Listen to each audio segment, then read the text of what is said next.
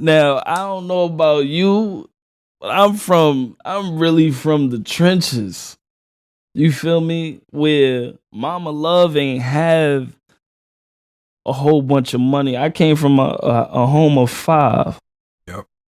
Mama Love ain't have a whole bunch of money to be buying fancy clothes for five kids, let alone a teenage boy. I said, this TAZZ a Team Theft, man. You rocking with Geek Don't Sleep podcast and show. Stop playing, man. Turn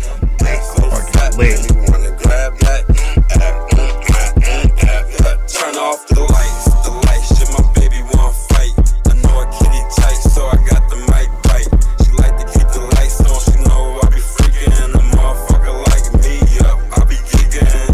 Start tweaking, shit start leaking. Foreplay so good, now we not speaking. I like it when I hit it from the back. Yo, what's up? It's your boy Jimmy Ish, back with another special episode. Know what I mean? All the way from a different over the water. Know what I mean? Not overseas, but over the water. Like, know what I mean? Made it happen though. Special guest though. Yeah, you already know. Taz from Harlem. I mean, it's not that far away. But, you know, Jersey is like the brother of New York. But, yeah, it's a lot of love out here in Jersey. So I love coming out here. Word. Appreciate you, man. I mean, it's basically, where your hometown like? What's your hometown like? What you repping like? I'm repping Harlem, New York. You already know the heart of New York. Uptown, Lenox Avenue. We out there. Yeah, you feel me? I'm lit right now. Cause I fuck with New York. A lot of my favorite rappers I grew up. They from New York and shit. Know what I mean, you're part of New York, Harlem and shit. Your favorite rappers? Who? Fuck with Dipset and shit. Oh man, I mean, yeah, Dipset. They really paved the way for Harlem, and not only Harlem, but I really feel Dipset, you know, put in a lot of groundwork for New York. You know, people don't really like to acknowledge it, but they definitely did, and they definitely put Harlem on the map, you know. So I'm talking about you know, like that era, like I was probably still in school and shit. Like everybody was bumping them and shit. Way back in the day and shit. I mean, Dipset was the swag. That was, you feel me? Everybody who thought about Harlem, you had to think about Dipset. If you didn't think about Dipset, you didn't know nothing about Harlem. Yep. So that's how that was, you know. So that's definitely true though. That's true though. God damn. I mean, so what high school you went to and shit? I actually went to Norman Thomas. I started off at Norman Thomas, was there for a little bit. Then I had to get transferred to Satellite Academy. Why? You was wilding out. Oh, man. I mean, I swear, I think I used to go to school early. No, I used to go to school late to leave early. Literally. It got bad. Then they had this little thing where they would in-house detention. And once they started that, it was like a nigga wasn't even able to go to class because I was in detention so much. Damn. So when you get suspended, you don't even like get suspended and stay home. You gotta go to school and stay in a room, and you can't even get none of your classwork. So my grades was shot. They just stopped that dumb shit because they realized that shit was messing kids up. Or that detention and spending kids, and it was dumb. Like it didn't make any sense. No, it really didn't. I mean, I could see, you know, trying to figure out a way to isolate, you know, the bad apples, I guess, or whatever, and try to get them on the right path, but that's not at all a good technique. Like, you know, putting them to the side, not allowing them to get classwork, and just sitting them in a room for the actual duration of actual school just to send them home. Nah, They ain't learned nothing. I don't. That was the horriblest plan ever. The system is built to keep us down and shit. Tell you the truth, like That's a fact. I mean, I think transferring probably was the best thing for me. yeah. Because if I didn't, I wouldn't have graduated. Because if I would have stayed in that school and continued doing what I was doing and continued going to detention, I was never going to make it. So I think, and the breaking point for my mother to transfer me was that I actually got arrested in school. And it was literally for something so like stupid. They wasn't even supposed to arrest us. Like, we didn't even go through the system. They just held us at the precinct until, Mama Love came and got us. So like that was the last straw. Once that happened, it was like, yeah, in school, nah. That's basically, that's sad, but it's kind of preparing. They trying to prepare certain kids like this what you're gonna be going through type shit. Like you said, that shit was messed up. It was pointless and shit. Like definitely pointless. Definitely. That's a damn shame. Nah, cause I went through that. I did some bullshit. They was about to. Basically, my mom took me out to school before they expel me. Like, she didn't want that on my record and shit, so she took it. What you say? It was probably a good move for me too and shit. Like, listen, I know for a fact. I used to, like, at first when I started high school, I was going to high school. I was going to classes. High school is when you start going to different classes. You don't stay in one class. You go into different classes. And, your lunch is different hours and stuff like that. So you experiencing a lot of different stuff. You feel me? And then you in a larger population. Like, my first school was more than 3,000 kids. So, yeah, it was hectic. Like, so in one class, you might be in one class with like 20 something, 30 kids. That's a lot too. People don't realize that's a lot. Yeah. So, being in that environment and, not knowing too much, you learning everything. Like, I think I probably was, you could label me a sheltered kid. Kinda. What you At mean? least I started off as. What you mean by that? Like, I wasn't fully blown in the streets at a young age. Like, you see how you got 5-year-olds outside cursing, no home training and stuff like that. Yeah. I wasn't that kid. Now, don't get it twisted. Like, I still was outside. Yeah, nah. You grew up with manners and shit. Like, I grew up with manners the same way I know. Definitely grew up with mannerism. Yeah. So like it's different. It's so different. And you feel me? For me to have grown up in that environment, and it really shaped me. Yeah. And like I said, I experienced probably everything in my life late. Like taking the train by myself, all that late. So I mean, it is what it is. What would be 3 words you would use to describe yourself? When you think about, think about you. What's 3 words like? 3 words. I would have to say loyal, pain,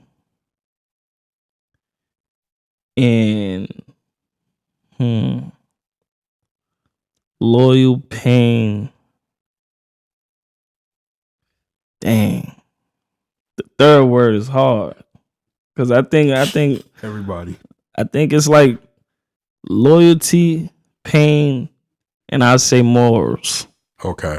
You gotta stand say for morals. something. Yeah, you stand for something. Yeah. A lot of niggas don't stand for nothing, hell especially in this day and age. And it's getting worse. Like, that's the scary part too. Like people used to at least have respect for your moms. Yeah. Yep. Like, like even if y'all hardcore beefing, dude see you with your moms, You respect that shit. you'll get a pass. Now, They run up to you in the car with your mom talking. You know what I mean? oh man. Different. Man. Different. And then everybody telling it's no type of code. And what kills me is you got a lot of people that'll be like, oh, F the code. The streets ain't do nothing for you. But the way I look at it is it's not just street code. It's like your morality. If you're able to get in front of, you get in a jam and the first thing you think to do is to put someone else under a boot so you could be able to wiggle out. The only thing that means is you'll do anything to make sure that you're all right. Mm-hmm. And I find that to be horrible. Like horrible. Because you more than likely probably did just as much, if not more, than the person you throwing under the gun. So that don't make you a saint. But see, people, soon as, snitching and stuff comes up, the first thing people do and say is, oh, well, the streets ain't do nothing for me, or what is street code and all this. Nah, what do you stand for? Because it's messed up because, you know what you got yourself into. You know you can do what say you want. So when they come down to, you really can't, you knew this would come with this. Yo, it'd be these same cats jumping around in these drill videos, saying this, saying that. I got this op, smoking on this op, throwing gang signs up.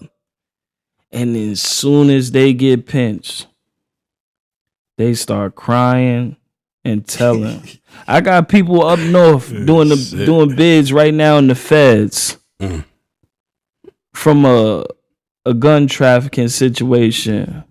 And it all started from one person doing dirt and getting caught. And then you know what his excuse was? Or at least from what I heard. Oh, his mother told him to tell. What? What? Your mother told you to tell? The hell that I never what? It's a different era, man. And what's even worse is now the dudes who telling, they dangerous. Not only are they dangerous, because they could be cold shooters, but they will tell. So how are you supposed to get at them? I don't really laugh. It's not funny, but how you supposed to handle that? I'm gonna tell you a situation that happened to me, right? I got a mark across my chest. I was in a gambling spot, and basically I had beat a dude out of all the money that he had.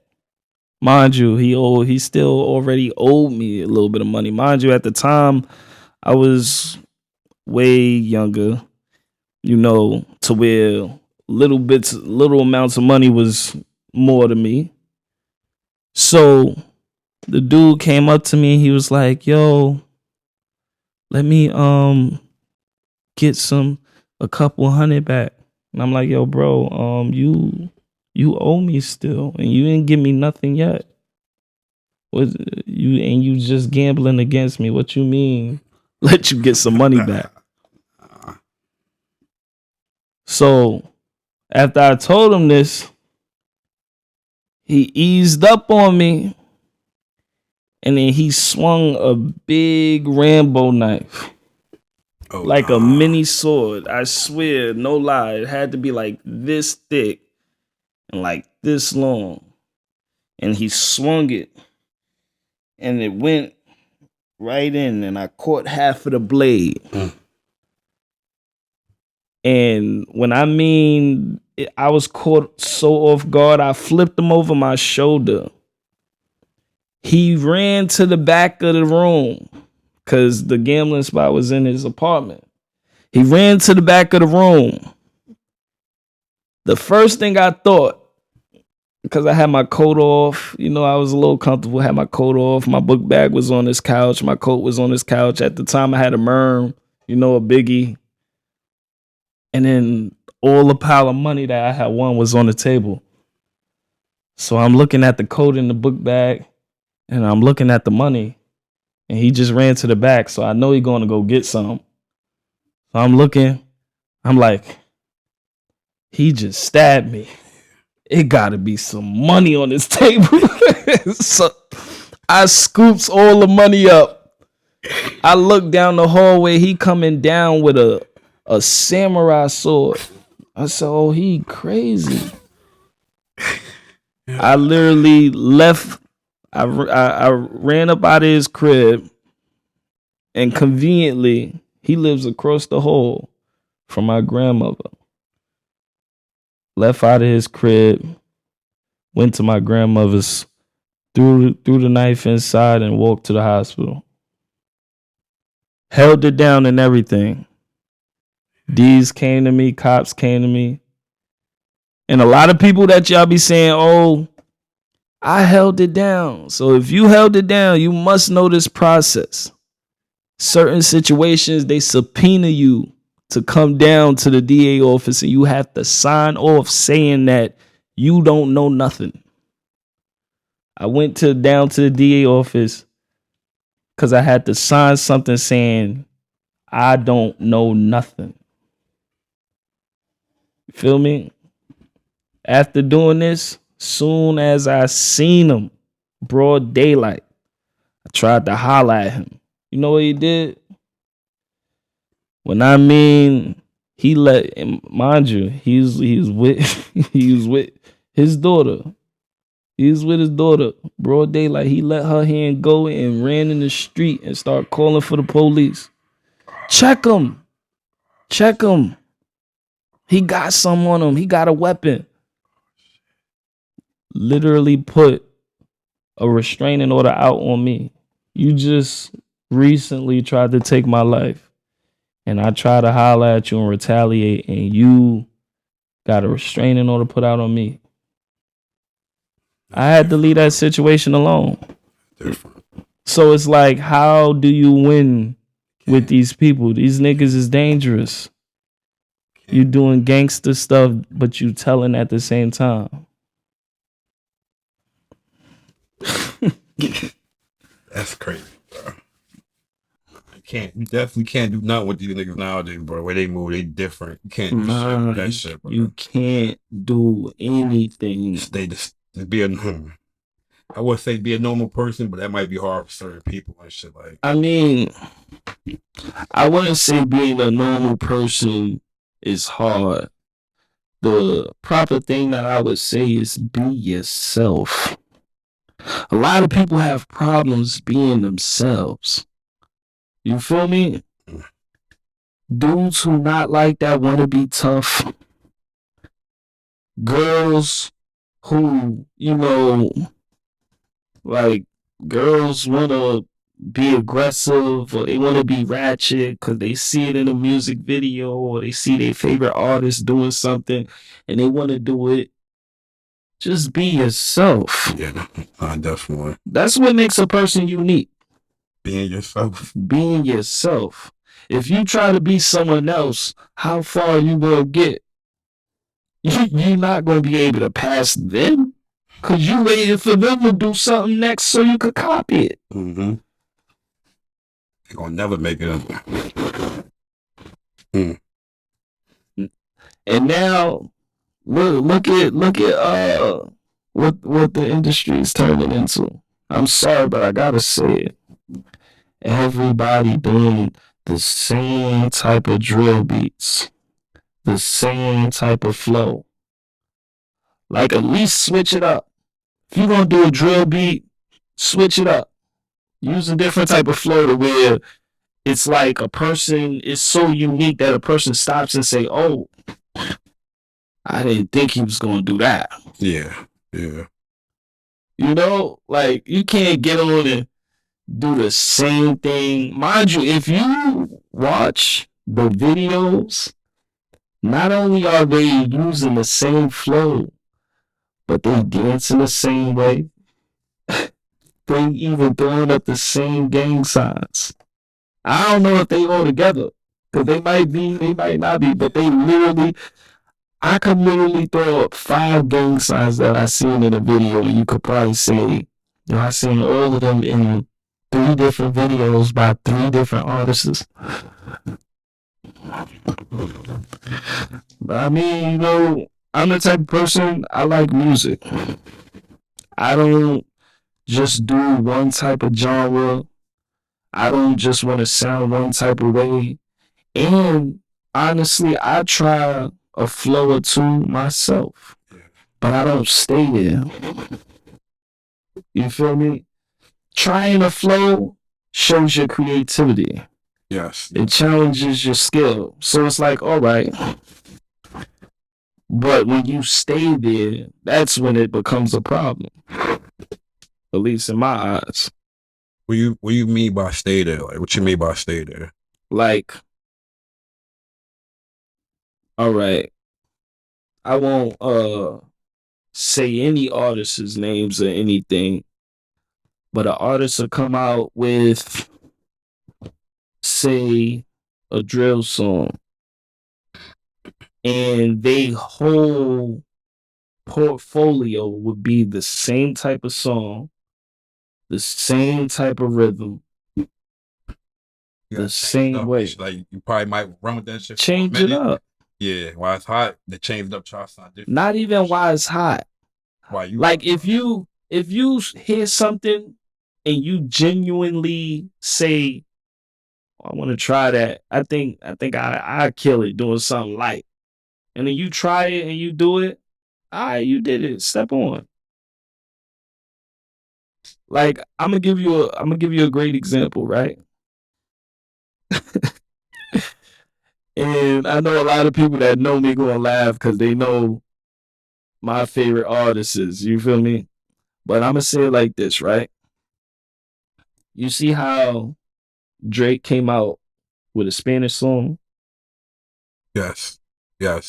He didn't come out with a Spanish album after that. Do a whole 18 different songs in Spanish. No. He tried it. And he did it, and he did an amazing job. That shit still get hit song. Shit, yeah. And then he kept it scrolling, like he didn't stay there. A dude in that same position would have did that, and then did another one, and did another one, remixed that one, did another one. You feel me? Like, that's what I mean. That's exactly what I mean. Yo, so where the name came from? Where'd you get the name from? Well, a lot of people, like, my name came from Young. A lot of people don't know that, but I had TAZZ, the handle, since a kid. Now, was people calling me that?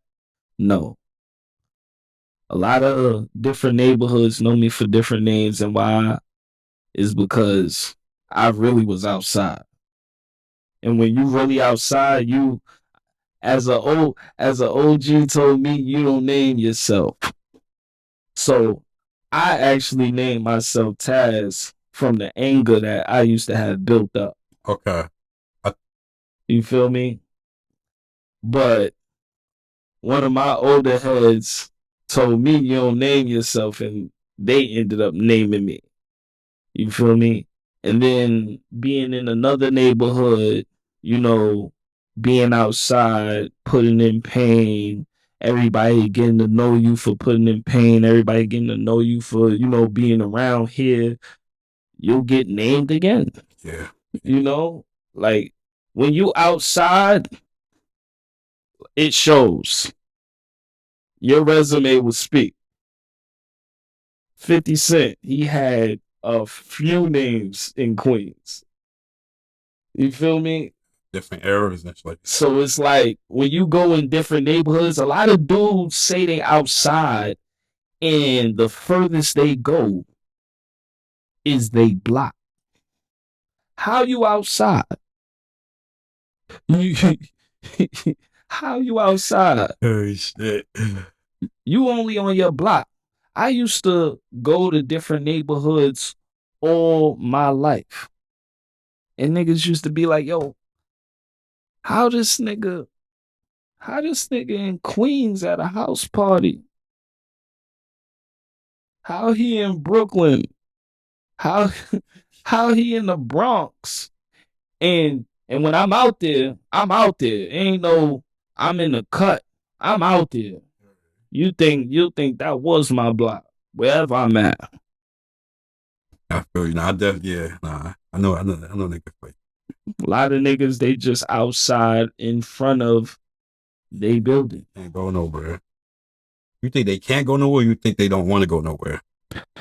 It's like it's a mixture. They gonna miss something. Why if they leave the block? On some honesty shit, it's a mixture.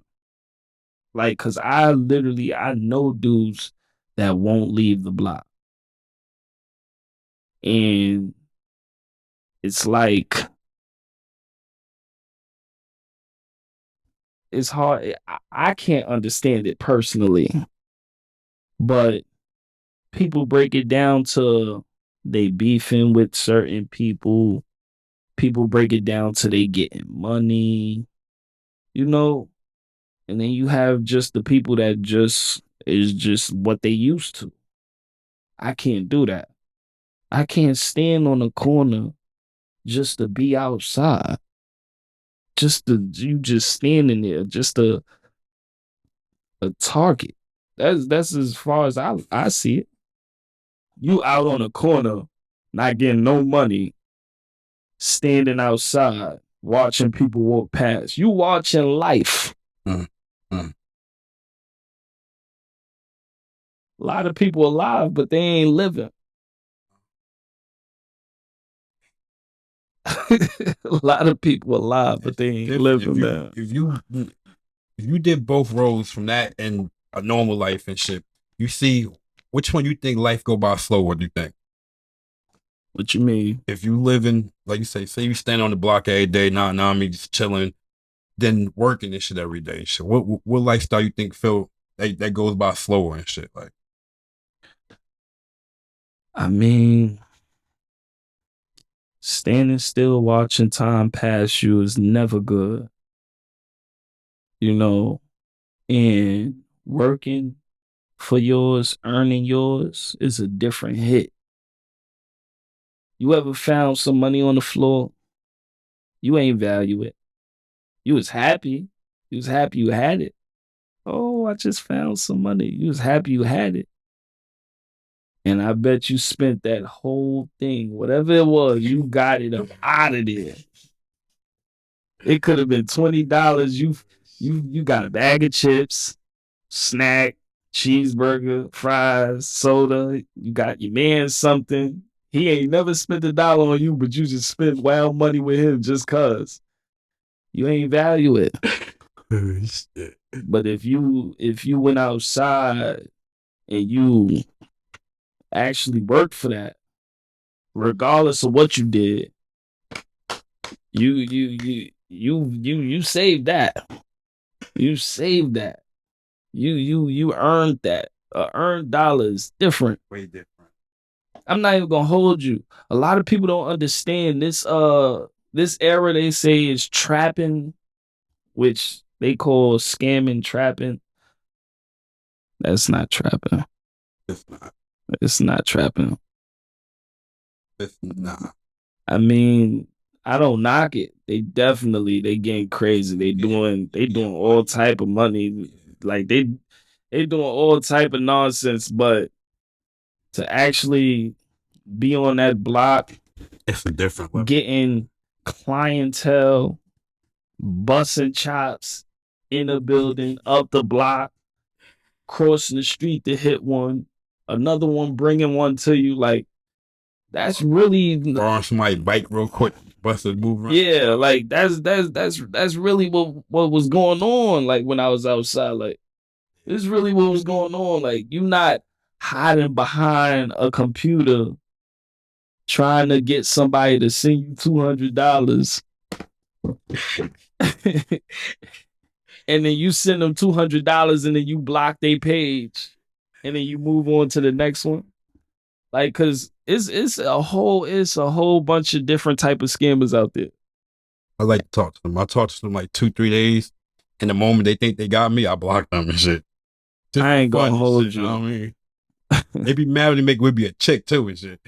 You can tell, like, bro, you look too good. Why are you in my head? Why are you in my inbox for? Like, you look like some Love and Hip Hop type chick. First things first, if you follow me on the gram or anything, if I can't confirm that you're a real person, I'm not following you back. Yeah. Mind you, it's not that a nigga want to get with you. You feel me? It's all about having real people in your environment. Because what females need to understand is just because a nigga follow you on the gram does not mean a nigga wants you. Yeah. Nigga don't want you just because he followed you on the gram. Just because he liked a picture too. Nigga do not want you. That's not the case. Nah. You probably just want to I told a chick probably I think probably yesterday. Told a chick follow me back on some regular calm stuff. Little bitch start going crazy on me.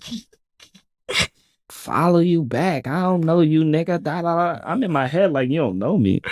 What you mean you don't know me? Like I'm sure you don't know me. I know that. Why are you going crazy on me? And I ain't even gonna hold you. That's disrespectful nowadays. Tell a chick to follow you back. That's disrespectful. That's how you look at it. Like, man, how they be talking is like they don't like. I ain't gonna hold you. Once again, the environment that I grew up in, females watch their mouth because things could happen to you too. And don't get me wrong, I'm not going to sit here and make it seem like I'm for, a female getting hurt by a man or anything. But this is what was happening. or if not that, you put in your brothers or your uncles and fathers in danger. Exactly. Just because you don't know when, like, just because your mouth is so crazy. Because it don't even be the dude going crazy sometimes. A female would go crazy. Like they mouths is filthier than dudes. They quick to throw the frank at you. Tell you all type of bitches. Talk all crazy. No respect now. No type, like, oh my gosh. You'll think they full blown got the strap on them and all that. They gotta have a chop how they talking. They got it. That come with something. When you talking right now, that shit come with something. And then if you like that, like if you pass by them, you look at them and be like, that little chick was talking to me like that. Why is she talking like that? She gotta have like 12 brothers or something. Like, why is she talking like that? But on some real stuff, like back in the day, like chick could get hurt doing that. Like, not only would a nigga call, Baby D over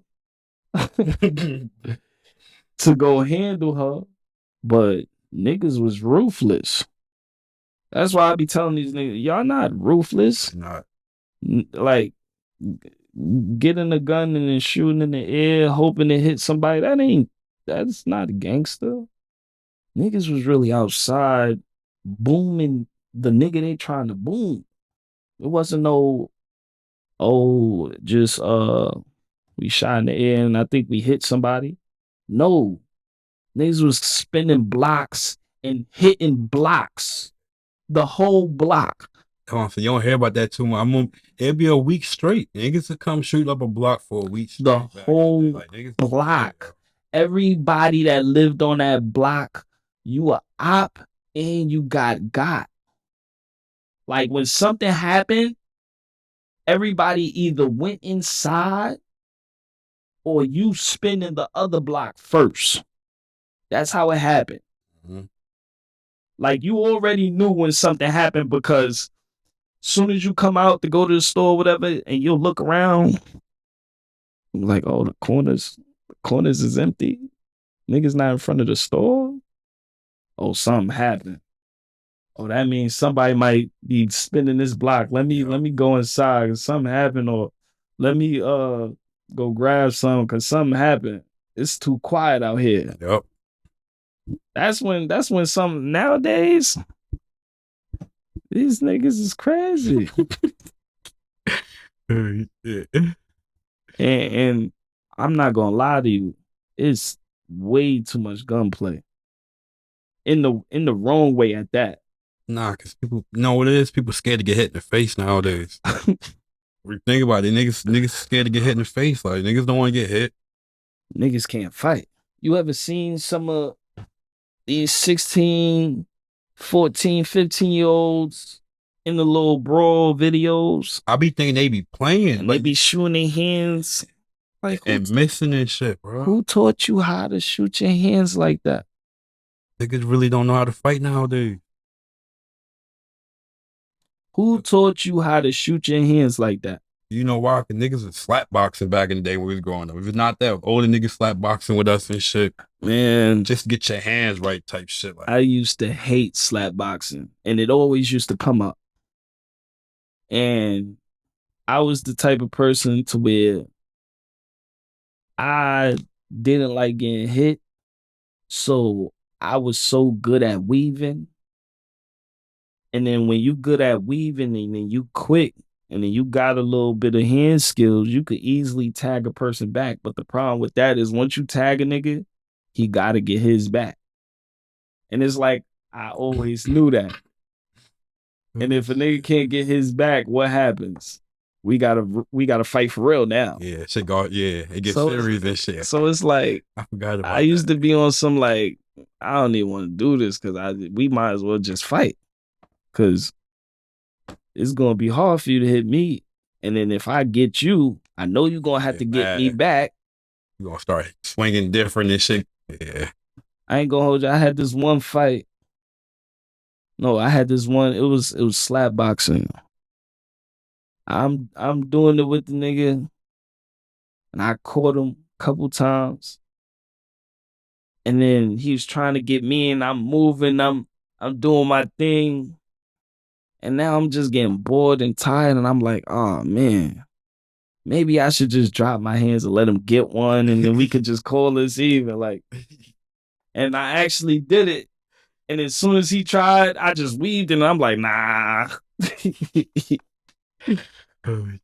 That's why I stood away from that. You remember the days when niggas used to maul? Like these niggas, they don't even know what that feel like. You seeing a sea of people coming past your block. They don't know what that feel like. That shit bring back mad memory. A sea of niggas and females mobbing past your block. They so deep, you can't even regulate your block. You can't tell them, oh, yo, keep that noise down. Like there. You can't tell them to walk across the street. You can't do that. Sea of people. And they could be the ops. They so deep. Or like it really was real in Harlem. Everybody mobbing from Polo. About 80 niggas deep.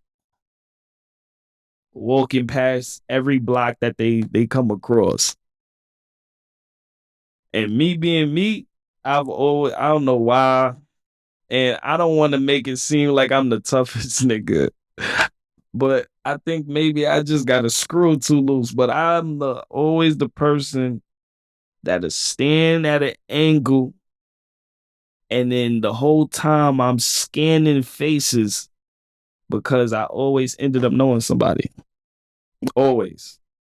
And that came from taking my show on the road, moving around. I went to school. I'm from the west side of Harlem. 139th, Lenox Ave, Danger Zone, Big L Block. You feel me? And that's the original Harlem night. You feel me? That's the one before Max B. You feel me? So I'm originally from 139th, Lenox Ave. That's the west side. I went to school on 133rd. In elementary, I went to school on 132nd or 131st? 132nd, 131st at a school called CS 133. I was brushing shoulders with nothing but East Side Harlem niggas. Now, in between that time when you started like writing music, like where do your stories come from? Like when you write music and show, do you write like stories in your music? When I mean my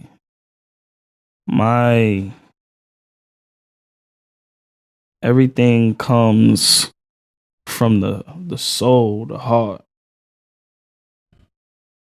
I write about pain. I write about experiences. I write about things that I've seen, things that I've did. I write about things that could happen, things that would happen. You feel me? Mm-hmm. Because a lot of people be like, oh, you never killed nothing. Or I never did. If I did, I wouldn't tell you, but I never did. But you best believe if you cross that line, niggas is ready to go. Period. It ain't no ifs, ands, buts about it. You feel me? That's what people need to understand. So it's like, nigga rap about life. You feel like, cause everybody go through that era of rapping and shit. You start off with rapping about shit you don't got, and the moment, long story short, I started off rapping about fancy cars and girls, blah blah blah. The moment I start rapping about something like I'm living or going through, the music hit way different. Like now people tuning in now and shit. That happened with you too? It's something from the soul.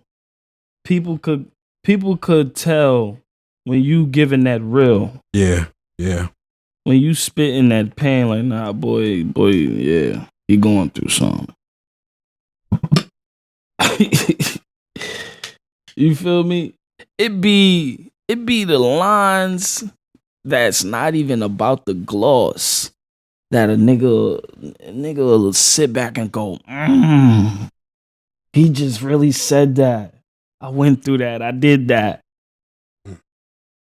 Like it's a song that I caught a line from that. Who was the artist? I think it was Lil Baby. And he said, we used to share clothes. Now, I don't know about you, but I'm really from the trenches. You feel me? Where Mama Love ain't have a whole bunch of money. I came from a home of 5. Yep. Mama Love ain't have a whole bunch of money to be buying fancy clothes for 5 kids, let alone a teenage boy. So it was many a times where, it's time to go out to a party and I ain't have party gear. I ain't have nothing to be fly in. You feel me? I ain't had no money. But I had friends and friends. You feel me? Yeah. That was like, yo, throw this on. Throw this on with this. You be alright. You feel me? Like niggas really went through that. So it be little lines like that hit hard. And it'll hit harder than I got 5 chains on in a Bentley. Yeah, okay. Nah. Okay. Believe it or not, people want to hear that familiar pain. They want to hear about, the come up, but people like to hear how you came up. Once you already up, it's like, all right. We heard that shit before. Yeah, you up. We all grew up on Cash Money and shit. We heard that shit already. You doing your thing. You up. You got this. You got that. That's what's up. But everybody loves the Cinderella story. Yes. Everybody loves to see a nigga who had nothing come up, yup. And come up. A lot of these dudes not even coming up from nothing nowadays. These dudes is living in not a broken home nowadays. They got both parents. They're not looking for that no more. Like the people, they looking for whoever. But this is what I'm saying. They fabricating these stories now. Yeah. They wanna be from the era where they wanna be from the era where peanut butter used to come in a can. When food stamps was actual paper. Where it was dollar value. It's a big difference now. You feel me? Because it's not even a broken home nowadays. You think about it. If you had a TV in your room back in the day, growing up, you was special. Like, what I mean? Not everybody had TVs. Not everybody had cell phones. So nobody, I feel like, really growing up how we really grew up. Like, it's a big difference. I'm really thinking about that shit, bro. You hitting it on the nose right now. A cell phone. If you had a cell phone at a certain age, your parents, they probably threw your parents. Oh my God. Trapping or some shit, or you had. You was that person. You got a cell phone. What? Mm-hmm. I remember up to a certain age, nigga was still taking out their notebook out of their book bag and writing the number down. Yep. Cell phone.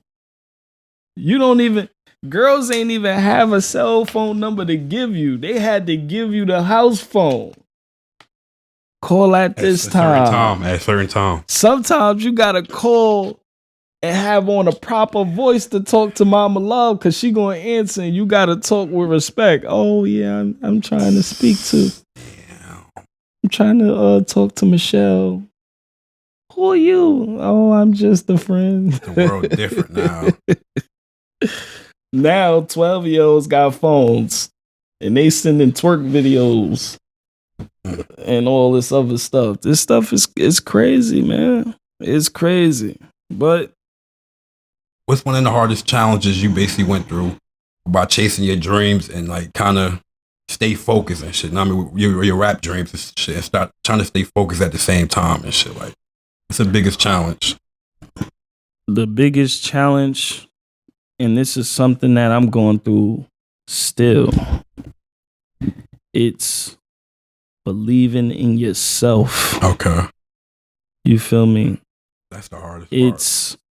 It's not the hardest part, but a lot of people, they wait for other people, their point of view or, I mean? You're right, though. That's slow me down.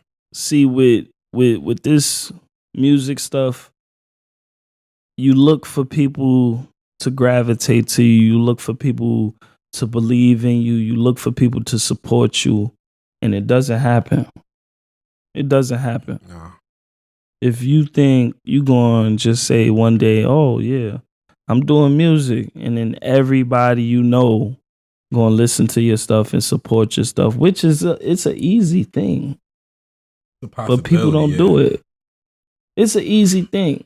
Like if you really sat there and say, everybody that I ever knew, if everybody that I ever knew share my music, play my music, it's impossible for me not to make it. People don't want to see people make it, man. No.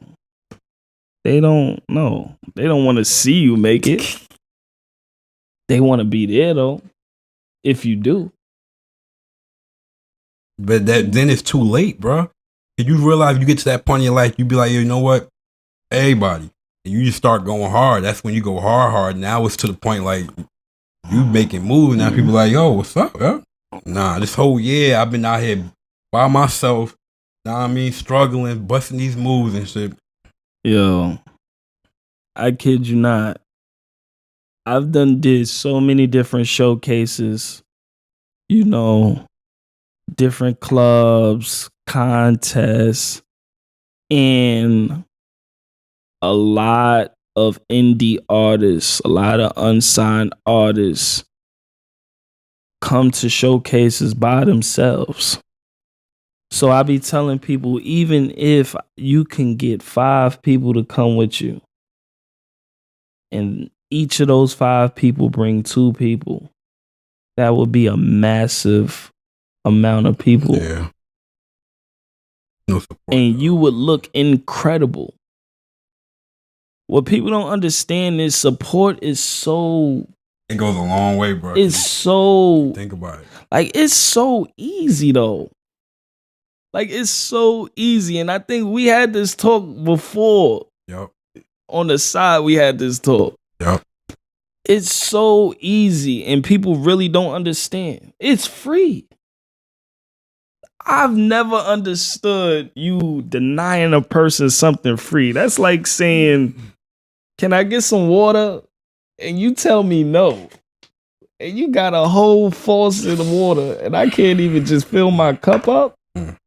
Like, the support is really free, and it goes so long. It goes so long. A person to tell you quick, oh yeah, I see what you're doing. Keep it up. All right. Nah. You see what I'm doing, but did you show somebody else?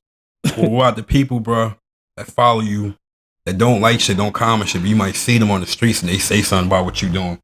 Oh man, bro, I be looking at them. I be trying to be nice because I know you, but I just play along. Yeah, I'm doing this, but they be like, bro, you ain't never like none of my shit. Like, I think when we saw it, bro. I think when people do that, I think they just like assuming, like, or they just like saying, I know he's still doing it, so let me just say I seen it. Like, they just freestyling. Like, I kid you not. I think with everybody that does anything creative, I think that happens. Yeah. A person to come up and be like, yo, yeah, yo, I see you, keep it up. Okay. I didn't see you. I didn't see you post anything. I didn't see you jam into my... It's so low. I kid you not. Support is really so easy. You can do it from home. You could do it abroad. Yeah. You could do it from home. You could do it laying down. This is something that's inevitable. Like, it's so easy, but people still refuse to do it. And nowadays, the social sites is flooded with artists. Everybody's an artist now. So it's a dog-eat-dog, crab-in-a-barrel world. Mm-hmm.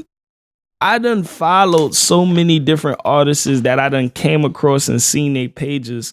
Mind you, they following would be so low. Yeah.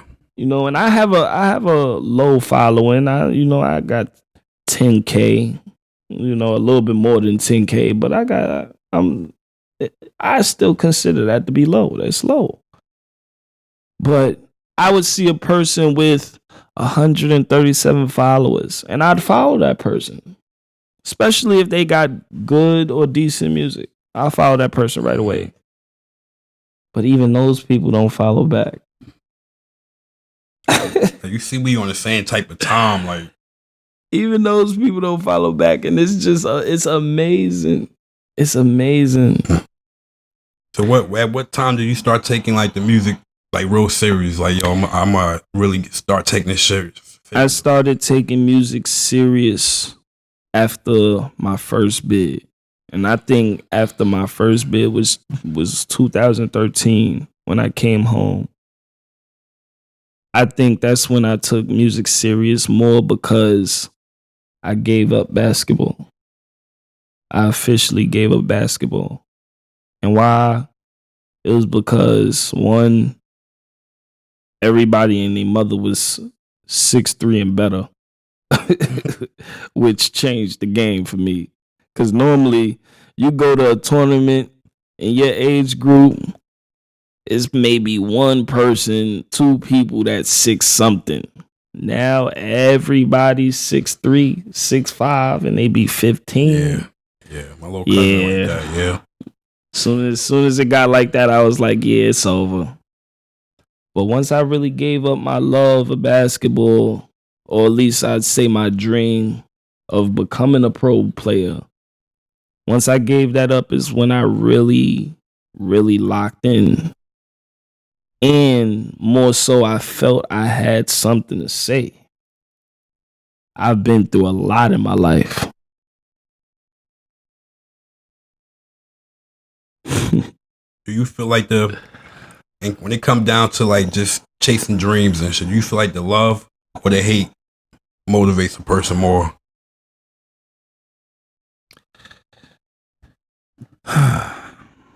That's a good question. And the best way I could say with that question, the best motivation, it comes from the hunger. It comes from how much you want it. It can't come from, hating a person. That's not how that works. No. It's the opposite way. People hating, showing love, or it can't come from a person hating on you.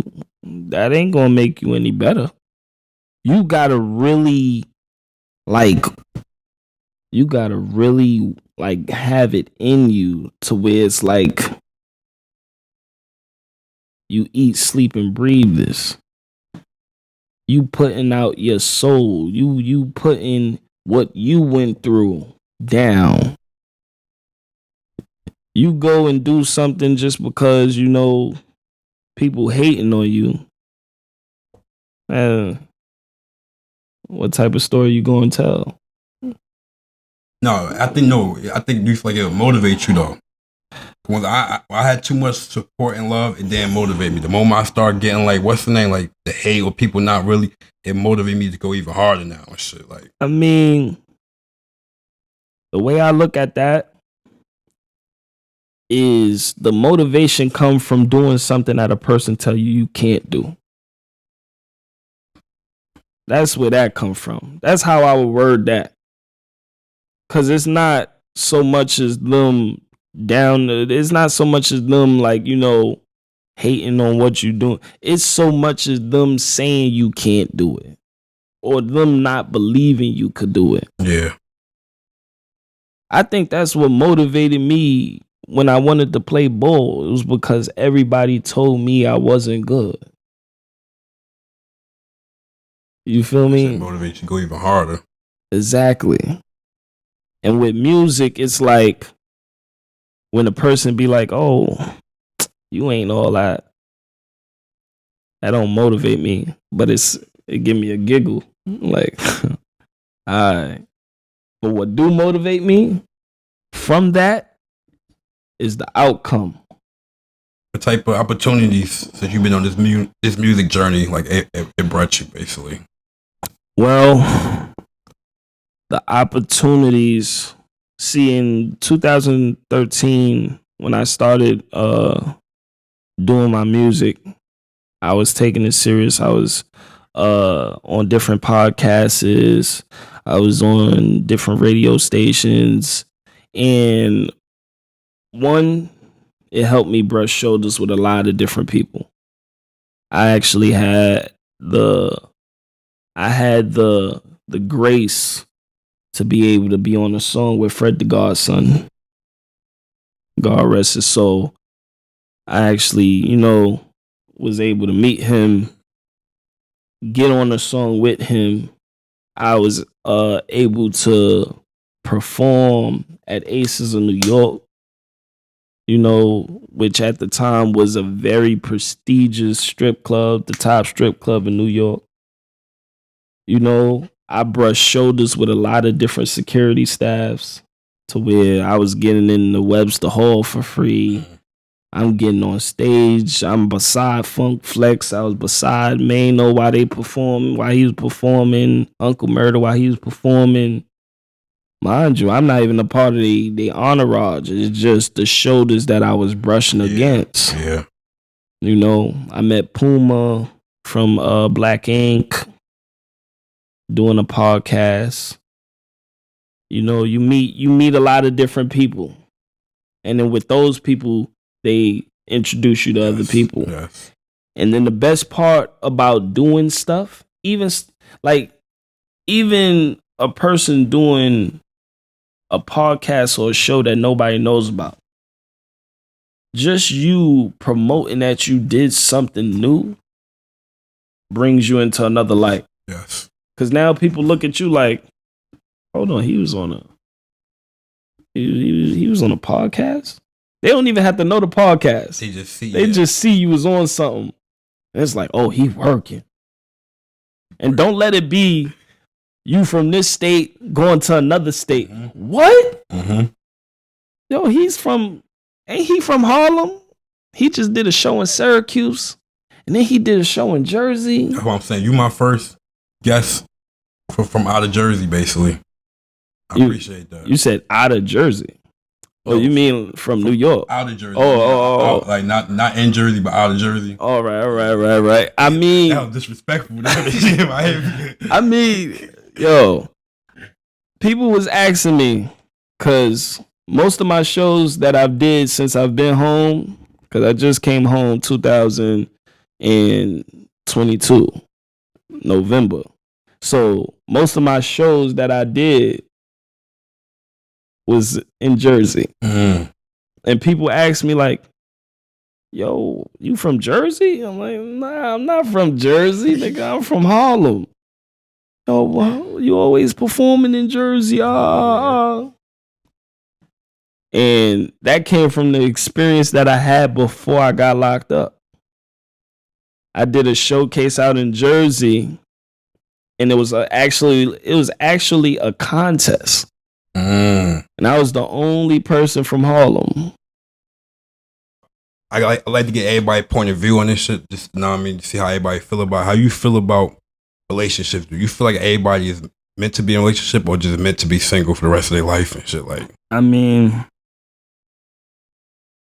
it's the way I see it is if it's for you, it's for you. You know, some people, if it's not for them, it's not for them. You can't force it. But see, the way I see it is most of the people that it's not for anymore is because they've been hurt, they've been scarred. And why I can identify and say with that is because, you know, I told myself, if I get hurt, if I get, you know, discarded, that I would turn into a monster. And hopefully I don't have to turn into that monster. But it comes from pain. Only person that feels relationships ain't for them is because they experience too much pain. Nobody wants to be alone. Nobody. And I mean, I was gonna say especially men, but that goes for both sides. You feel me? Nobody wants to be alone. Yeah, no. I feel you. So the way you broke it down makes a lot of sense. Like the way you broke that shit down, like definitely look at it different now. It's pain. Pain summarizes a person. So depending on what that person been through is how that person was molded. People that say, oh, I'm a savage now, 9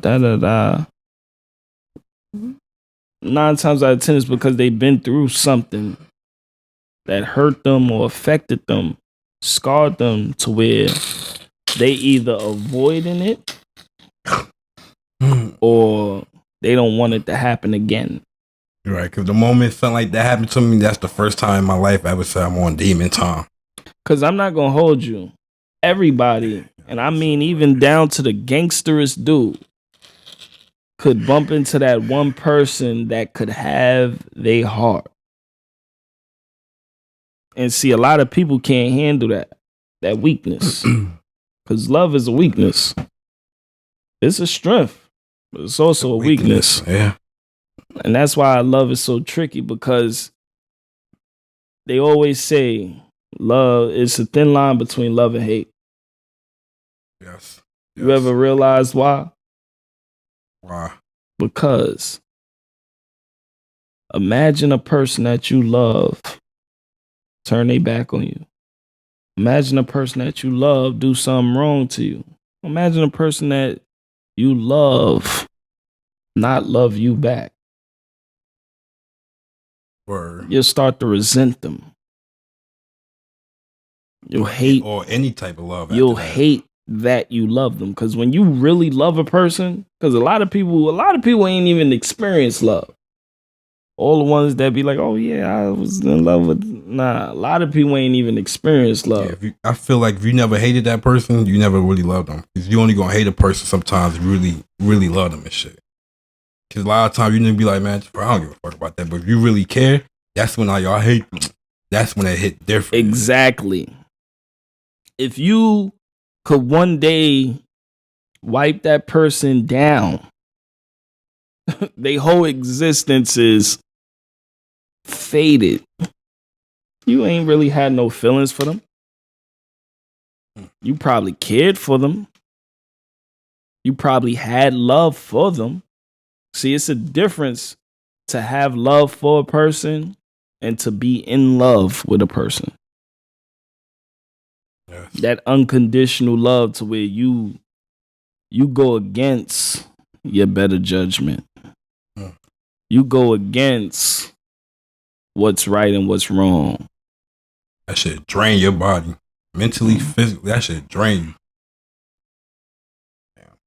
That's so true.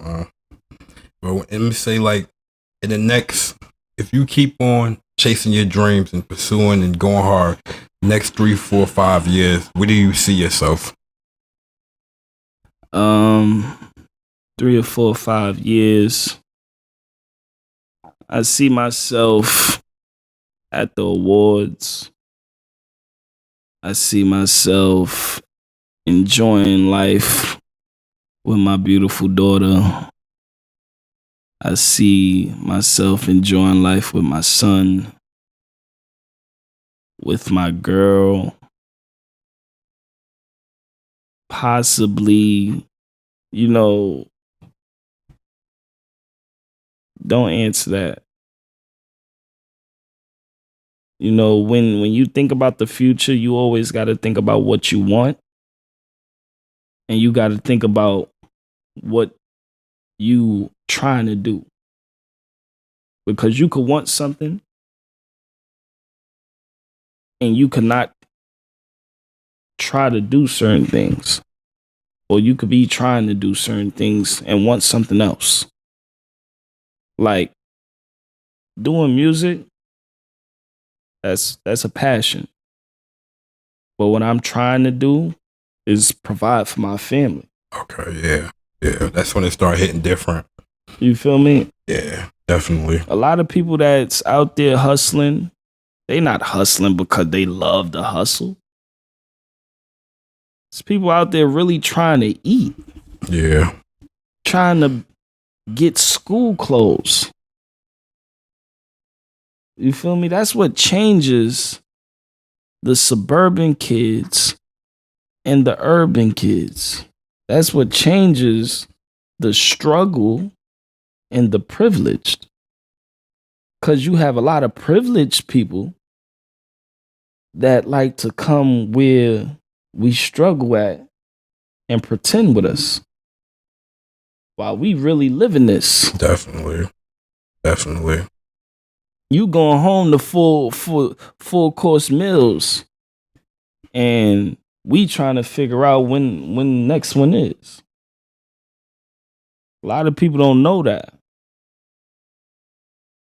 And we come outside and we mask these emotions. We mask, this pain. So, I want to definitely be established. I want to be an established artist in the next 4 or 5 years.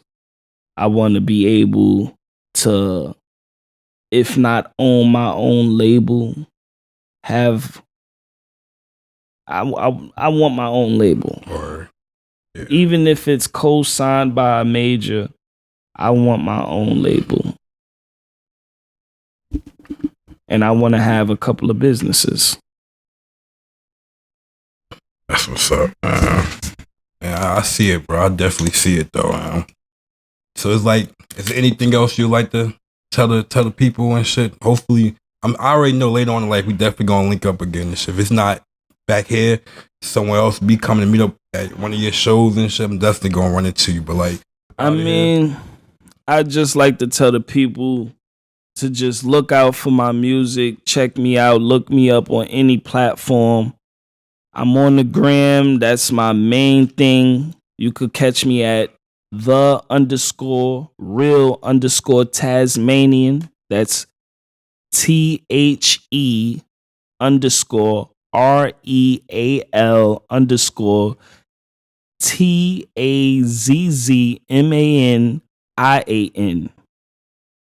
You could catch me there. I'm definitely heavy on, collaborations,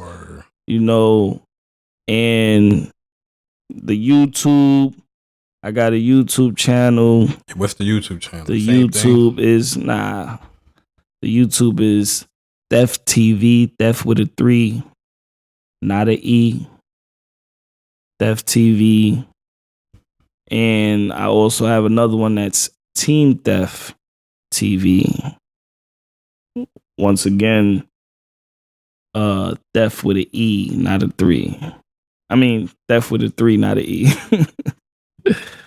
And y'all could just catch me there and follow me there. And I have other links. My SoundCloud link could be found. TAZZ of Team Theft. And just vibe with me. Vibe with me. You won't regret it. It definitely are. Got to. You lock in with me, you gotta lock in with him. Y'all lock in with him, y'all gotta lock in with me. Got to. Feel me? Got to. But I appreciate you pulling up, man. First guest out of First guest out of Harlem. You feel me? NYC. Stand the fuck up. We in the building. We all the way in the building. Team Theft, all the way in the building. Make sure y'all like, subscribe to the channel, comment. Definitely. Make sure y'all follow me on the gram. If you follow me on the gram, all you gotta do is hashtag the podcast. Let me know that you watched it, and I will follow you back. That easy.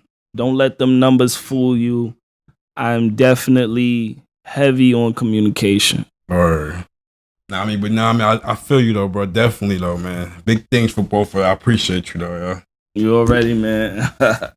Definitely. Thank you for having me out here. Much love. Word. All right, everybody. I'll be back sooner or later. Peace, deuces.